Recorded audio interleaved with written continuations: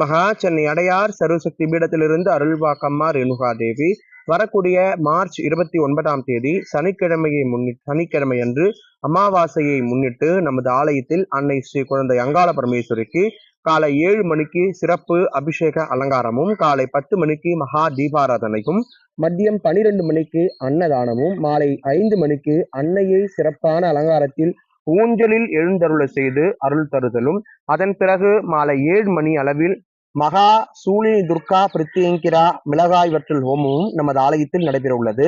இந்த ஹோமத்திலும் பூஜையிலும் கலந்து கொள்வதால் தங்களுடைய பில்லி சூனியம் செய்வனை எதிர்மறை பிரச்சனைகள்ல இருந்து விடுபடுறதுக்கு இந்த பூஜை எல்லாமே உதவுது.